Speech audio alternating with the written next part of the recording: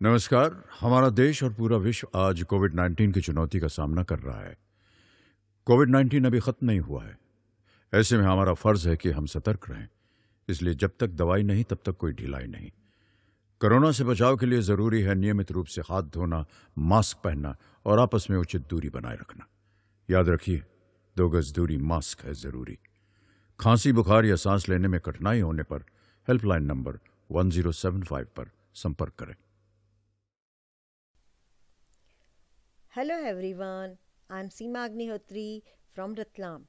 आज हम क्लास 9 की इंग्लिश बुक बिहाइव का में second lesson the sound of music का रिवीजन करेंगे। इस वीडियो में हमने शामिल किया है एक्सट्रैक्ट्स फ्रॉम प्रोज।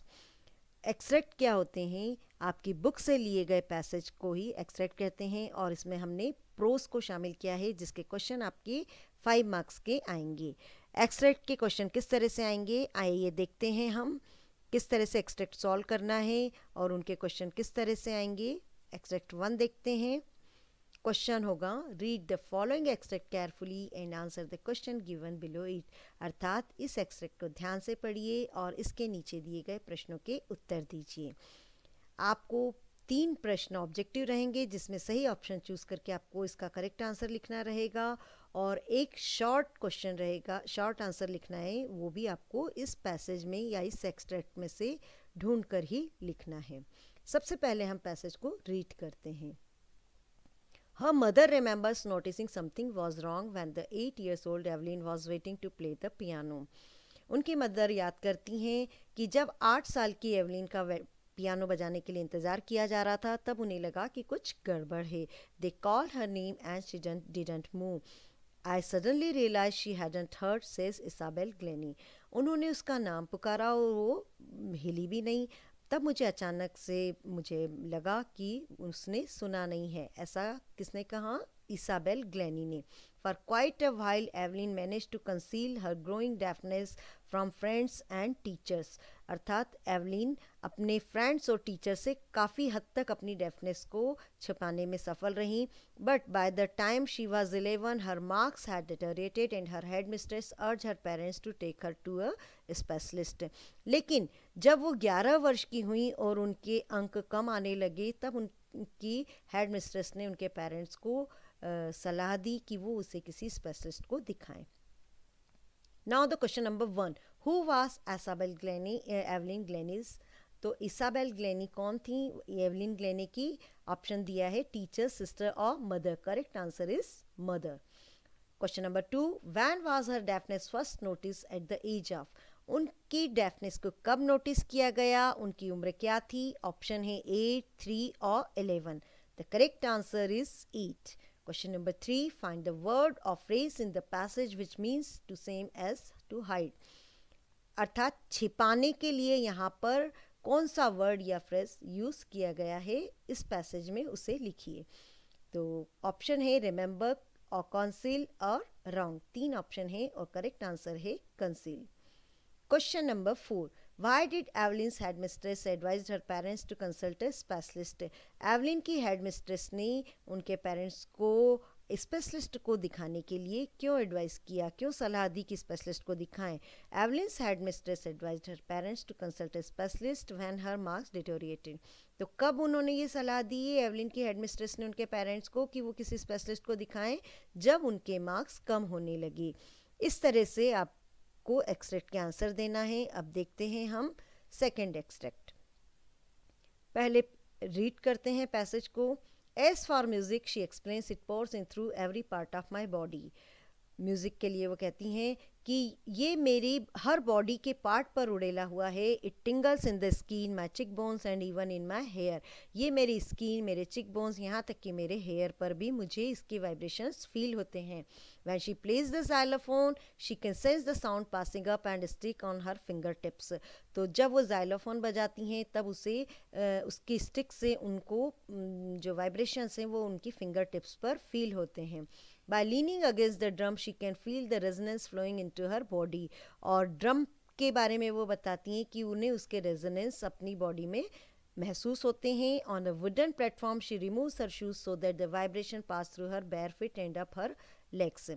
जब वो किसी लकड़ी के प्लेटफॉर्म पर परफॉर्म करती हैं तो अपने शूज़ निकाल देती हैं ताकि उसके वाइब्रेशन उनके फिट से लेग तक उन्हें महसूस हो सकें. Now the question number 1 is who is she. यहाँ पर शी वर्ड लिया गया है, बताया नहीं गया है, तो ये शी कौन है. ऑप्शन है एवलिन ग्लैनी, इसाबेल ग्लैनी और रॉन फॉब्स. स्टूडेंट्स, आपको ये आंसर क्लियर है बिल्कुल कि ये आंसर क्या होगा यहाँ पर, Evelyn Glenny. Question number 2, what is that person through every part of the body. कौन सी चीज़ है जो उनके पूरे बॉडी पार्ट पर उड़ेली जा रही थी, उनको लगता था कि उड़ेली गई है. ऑप्शन है स्किन, हेयर और music. The correct answer is music. Question number 3, find a word from the passage that means take off. अर्थात यहाँ पर ये जो टेक ऑफ अर्थात उतारने के लिए कौन सा वर्ड यहाँ पर यूज किया गया है. ऑप्शन है रिमूव, वाइब्रेशन और pores. Correct answer is remove. Question number 4, why does she remove her shoes on a wooden platform during her performance. अपनी परफॉर्मेंस के वुडन प्लेटफॉर्म पर अपनी परफॉर्मेंस के दौरान वो अपने शूज़ क्यों रिमूव कर देती थीं. Answer is she removes her shoes on a wooden platform during her performance so that she can feel the vibration pass through her fit two legs. Wooden platform पर performance के समय वो अपने shoes उतार देती थी जिससे कि उन्हें उसके वाइब्रेशन उनकी फिट से लेग तक महसूस हो सकें. अब हम देखेंगे एक्सट्रैक्ट 3. इसमें भी हम सबसे पहले पैसेज पढ़ेंगे. She never look back from the point onwards. इसके बाद उन्होंने कभी पीछे मुड़कर नहीं देखा. She tour the United Kingdom with the youth orchestra and by the time she was 16 she had decided to make music her life. उन्होंने United Kingdom का टूर यूथ एक्स्ट्रा के साथ में किया और जब वो 16 वर्ष की हुई तब उन्होंने म्यूज़िक को अपनी लाइफ बनाने का निश्चय किया. She auditioned for the Royal Academy of music and scored one of the highest marks in the history of the academy. उन्होंने रॉयल एकेडमी ऑफ म्यूज़िक के लिए ऑडिशन दिया और एक अच्छी रैंक हासिल की. She gradually move from orchestral work to solo performance. तो पहले तो वो ऑर्केस्ट्रा के साथ परफॉर्म करती थी लेकिन धीरे धीरे उन्होंने सोलो परफॉर्मेंस अपने अलग से अकेले के परफॉर्मेंस देना भी शुरू किया. Now the question number 1, right the antonym of the word always from the passage. Always का अर्थ है हमेशा. इसका अपोजिट वर्ड आपको इस पैसेज से बताना है. ऑप्शन है ऑनवर्ड्स, नेवर और solo. The correct answer is never अर्थात कभी नहीं. Question number 2, how old was Evelyn when she had decided to make music her life. Evelyn कितने वर्ष की थी जब उन्होंने म्यूजिक को अपना लाइफ बनाने का निश्चय किया. ऑप्शन है 8 years, 11 years, 16 years. The correct answer is 16 years. Which word in the passage means the same as gave a short performance. छोटी सी परफॉर्मेंस देने के लिए इस पैसेज में कौन सा वर्ड यूज किया गया है. ऑप्शन है ऑर्केस्ट्रा, टूर्ड और audition. The correct answer is audition. Question number 4, where did she go with the youth orchestra. वो यूथ ऑर्केस्ट्रा के साथ कहाँ गई. Answer is she toured the United Kingdom with the youth orchestra. वो youth orchestra के साथ United Kingdom गई. अब हम देखते हैं नेक्स्ट एक्सट्रैक्ट 4. पैसेज को रीड कर लें पहले. For quite a while, Evelyn managed to conceal her growing deafness from friends and teachers. काफ़ी समय तक एवलिन अपने दोस्तों से और टीचर्स से अपनी डेफनेस छिपाती रहीं. But by the time she was 11 her marks had deteriorated and her head mistress urged her parents to take her to a specialist. तो ये हम पहले भी पढ़ चुके हैं कि जब वो 11 वर्ष की हुई और उनके अंक कम होने लगे तब उनकी हेड मिस्ट्रेस ने उनके पेरेंट्स को समझाया कि वो उसे किसी स्पेशलिस्ट को दिखाएं. It was then discovered that her hearing was severely impaired as a result of gradual nerve damage. तब ये पता चला कि धीरे धीरे नर्व डैमेज होने के कारण उनकी सुनने की क्षमता बुरी तरह से ख़राब हो गई है. They were advised that they should be fitted with hearing aids and sent to a school of the deaf. तब उन्हें सलाह दी गई, उन्हें मतलब एवलिन के पेरेंट्स को ये सलाह दी गई कि वो उसे हियरिंग एड्स फिट करवा दें और उसे किसी डीफ बच्चों के जो स्कूल होते हैं, डेफ बच्चों के स्कूल होते हैं, वहाँ पर भेज दें. Now the question number 1, Evelyn manage to conceal her growing deafness from. Evelyn अपनी डेफनेस किससे छिपाने में सफल रही. फ्रेंड्स और टीचर्स और friends and teachers. The correct answer is friends and teachers. Question number 2, at what age her marks had deteriorated when she was. उनके marks कब कम होने लगे, तब उनकी उम्र क्या थी. ऑप्शन है 8 years, 10 years और 11 years. The correct answer is 11 years. Question number 3. Trace the word that means damage. Damage यानी क्षतिग्रस्त के लिए यहाँ पर कौन सा वर्ड यूज़ किया गया है वो बताएंगे. ऑप्शन है managed or impaired. The correct answer is impaired. Question number 4. Why was the hearing of Evelyn severely impaired? Evelyn की सुनने की क्षमता क्यों खराब हो गई थी? Her hearing was severely impaired as a result of gradual nerve damage.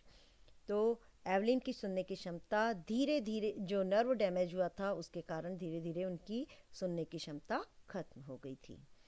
अब देखते हैं एक्सट्रैक्ट 5. पैसेज रीड कर लें पहले. रश और crowds jostle for position on the underground train platform. मतलब अंडरग्राउंड ट्रेन प्लेटफॉर्म पर भीड़, अपनी जो भीड़ थी, बहुत सारी भीड़ थी, काफ़ी सारी भीड़ थी, तो वो अपनी पोजीशन बनाने के लिए लोग वहाँ धक्का मुक्की कर रहे थे. A slight girl looking younger than her 17 years was nervous yet excited as she felt the vibration of the approaching train. तो एक छोटी लड़की जो कि अपनी 17 वर्ष की उम्र से भी और छोटी दिखाई पड़ रही थी, कम दिखाई पड़ रही थी, वो नर्वस भी थी, एक्साइटेड भी थी, और जब वो ट्रेन के आने के वाइब्रेशन उसको महसूस हो रहे थे. It was her first day at the prestigious Royal Academy of Music in London and daunting enough for any teenager fresh from a Scottish farm. तो ऐसा क्यों हो रहा था? क्योंकि उनका जो प्रतिष्ठित Royal Academy of music London में पहला दिन था, और ये किसी भी टीनेजर के लिए जो कि स्कॉटिश फॉर्म से निकली हो, छोटी सी जगह से निकली हो, वो इतने बड़े प्लेटफॉर्म पर परफॉर्म करने के लिए जाए तो उसके लिए ये काफ़ी भयावह होता है, इसीलिए वो नर्वस भी हो रही थी. अब क्वेश्चन है 1. Where was the Royal Academy of Music? Royal Academy of Music कहाँ है? Option London, Scotland and Afghanistan. The correct answer is London. Question number 2. Find the word from the passage which means thin. Thin के लिए यहाँ पर कौन सा word use किया गया है? ऑप्शन है जॉसल, स्लाइट और teenager. The correct answer is slight. Question number 3. Find the word from the extract that means frightening. Frightening भयावह या डरावना, इसके लिए कौन सा वर्ड यहाँ पर पैसेज में यूज़ किया गया है? ऑप्शन है नर्वस, एक्साइटेड और daunting. The answer is daunting. Question number 4. Where was she going? वो कहाँ जा रही थी? आंसर है she was going to the prestigious Royal Academy of Music in London. वो प्रतिष्ठित Royal Academy of Music London जा रही थी. अब हम देखेंगे अगला एक्सट्रैक्ट. अभी आपने 5 एक्सट्रैक्ट देखे जो कि पार्ट 1 पर आधारित थे. अब ये एक्सट्रैक्ट देखिए, ये पार्ट 2 से लिया है हमने. The young boy took to music early in life at the age of 3 when his mother took him to his maternal uncle's house in Banaras, now Varanasi. Bismillah Khan was fascinated watching his uncle practice the shehnai. तो ये जो युवा बच्चा था, इसने काफ़ी जल्दी शुरुआत कर दी थी म्यूज़िक की, और जब वो 3 वर्ष के थे उनकी माँ उन्हें उनके मामा के घर लेकर गई थी बनारस में, जो कि अब वाराणसी के नाम से जाना जाता है. तब बिस्मिल्लाह खान अपने अंकल को शहनाई पर प्रैक्टिस करते हुए देखते थे और उससे वो बहुत प्रभावित हुए, आकर्षित हुए. Soon Bismillah started accompanying his uncle Alibaks to the Vishnu temple of Banaras, where Alibaks was employed to the play Shehnai. अब शीघ्र ही बिस्मिल्लाह खान अपने अंकल अर्थात अपने जो मामा थे वो उनके अलीबक्स के साथ में बनारस के विष्णु टेम्पल में उन्होंने साथ में जाना शुरू कर दिया, जहाँ पर अलीबक्स की नियुक्ति शहनाई बजाने के लिए की गई थी. Alibaksh would play the shehnai and Bismillah would sit captivated for hours on end. Alibaksh वहाँ पर शहनाई बजाते थे और बिस्मिल्लाह खान वहाँ पर घंटों बैठे रहते थे. Now the question number 1. Find the word from the extract that is opposite of old. Old का अपोजिट आपको बताना है, लेकिन जो आपको याद है वो नहीं बताना है, बल्कि इस पैसेज से बताना है. ऑप्शन है मैटरनल, फैसिनेट और यंग. इसमें से कौन सा ऑप्शन सही है? और आंसर इज यंग. ओल्ड का अपोजिट यंग होगा. Question number 2. What fascinated the young boy? कौन सी चीज़ ने यंग बॉय को आकर्षित किया? ऑप्शन है विष्णु टेम्पल, शहनाई और पुंगी. विष्णु टेम्पल था, शहनाई या पुंगी. Naturally answer is shehnai. Question number 3. Ali Bakhsh was Bismillah Khan's, अर्थात अली बख्श बिस्मिल्लाह खान के कौन थे? ऑप्शन दिया है अ फादर, ब्रदर और अंकल. तो क्या थे वो? आंसर है अंकल. एक्चुअल में वो मैटरनल अंकल थे, मामा थे, तो जो ऑप्शन आपको दिया है आपको वही लिखना है, uncle. Now the question number 4, where was Ali Bakhsh employed? Ali Bakhsh की नियुक्ति कहाँ थी, कहाँ काम करते थे वो? He was employ at the Vishnu temple of Banaras, तो वो बनारस के विष्णु टेम्पल में काम करते थे। अब इसी लेसन से एक और एक्सट्रैक्ट देखते हैं हम, एक्सट्रैक्ट 7। पैसेज पढ़ लेते हैं। Award and recognition came thick and fast. Thick and fast क्या है? ये एक इडियम है जिसका मतलब है कि काफ़ी आसानी से आने लगे। तो क्या है इस बात का मतलब है कि ये बिस्मिल्लाह खान के बारे में बताया जा रहा है कि उनको अवार्ड्स और रिकॉग्निशन बहुत जल्दी मिलने लगे। Bismillah Khan became the first Indian to be invited to perform at the prestigious Lincoln Central Hall in the United States of America. Bismillah Khan पहले भारतीय थे जिन्हें प्रतिष्ठित लिंकन सेंट्रल हॉल जो कि यूनाइटेड स्टेट्स ऑफ अमेरिका में है वहाँ पर परफॉर्म करने के लिए बुलाया गया। He also took part in the World Exposition in Montreal, in the Cannes Art Festival and in the Osaka Trade Fair. और उन्होंने किस किस में भाग लिया? वर्ल्ड एक्सपोजिशन जो कि मॉन्ट्रियल में हुआ उसमें भाग लिया, कैंस आर्ट फेस्टिवल में और साथ ही ओसाका ट्रेड फेयर में भी भाग लिया। So well known did he become internationally that an auditorium in Tehran was named after him, तहार मौसीकी उस्ताद बिस्मिल्लाह खान। और वो इंटरनेशनली अंतर्राष्ट्रीय रूप से इतना फेमस थे, इतना लोग उन्हें जानते थे कि तेहरान में एक ऑडिटोरियम ही उनके नाम पर बनाया गया जिसका नाम था तहार मौसीकी उस्ताद बिस्मिल्लाह खान। मौसीकी का मतलब होता है worship place for Muslim. Question number 1, where is Lincoln Central Hall? Lincoln Central Hall कहाँ है? ऑप्शन है in Montreal, in Tehran, in United States of America. Montreal में है, तेहरान में या यूनाइटेड स्टेट्स ऑफ अमेरिका में? Answer is the in United States of America. Question number 2, Bismillah Khan promoted shehnai to. Bismillah Khan ने शहनाई को कहाँ, किस स्तर तक लेके गए? ऑप्शन है इंटरनेशनल लेवल, नेशनल लेवल और state level. Answer is international level. Question number 3, the word in the passage means prominent. Prominent यानी ख्याति प्राप्त के लिए कौन सा वर्ड इस पैसेज में यूज किया गया है? ऑप्शन है रिकॉग्निशन, परफॉर्म और prestigious. The correct answer is prestigious. Question number 4, what special recognition did Bismillah Khan achieve? कौन सी विशेष पहचान मिली बिस्मिल्लाह खान को? Answer is the special recognition that Bismillah Khan achieved was to be the first Indian to perform at Lincoln Central Hall. तो क्या विशेष उनकी पहचान थी बिस्मिल्लाह खान की? कि वो पहले भारतीय थे जिन्होंने लिंकन सेंट्रल हॉल में परफॉर्म किया। इन पैसेज के सभी के आंसर आपको इजीली मिल जाते हैं। अब हम देखेंगे नेक्स्ट पैसेज जो इस लेसन पर ही आधारित है, पार्ट 2 पर। पैसेज को रीड करते हैं। When India gained independence on 15th August 1947, Bismillah Khan became the first Indian to greet the nation with his शहनाई। जब 15 अगस्त 1947 को भारत को आज़ादी मिली तब बिस्मिल्लाह खान पहले भारतीय बने जिन्होंने अपनी शहनाई के द्वारा राष्ट्र को संबोधित किया। He poured his heart out into Rak Cafe from the Red Fort to an audience which include Pandit Jawaharlal Nehru, who later gave his famous Tryst with Destiny speech। अर्थात उन्होंने वहाँ पर 15 रेड फोर्ट पर जाकर लाल किले पर audience के सामने पूरे दिल से राक कैफ़ी बजाया और वहाँ पर जो ऑडियंस उपस्थित थी उसमें पंडित जवाहरलाल नेहरू जी भी थे जिन्होंने बाद में अपना famous tryst with destiny speech भी दिया। Now the question number 1, where did Bismillah play the shehnai on 15 अगस्त 1947? बिस्मिल्लाह खान ने 15 अगस्त 1947 को शहनाई कहाँ बजाई? ऑप्शन है at Ganga ghat, near Red Fort in Banaras. The correct answer is near Red Fort. Question number 2, who delivered the speech tryst with destiny? Tryst with destiny speech किसने दिया? Option है Bismillah Khan, Jawaharlal Nehru and audience. तो ये तो क्लियर है, लास्ट लाइन में ही लिखा हुआ है। Answer is Jawaharlal Nehru. Question 3, find a word from the passage that means gathering of person for the purpose of hearing a speaker. अर्थात किसी वक्ता को सुनने के लिए जो लोगों का समूह एकत्र होता है उसे क्या कहते हैं?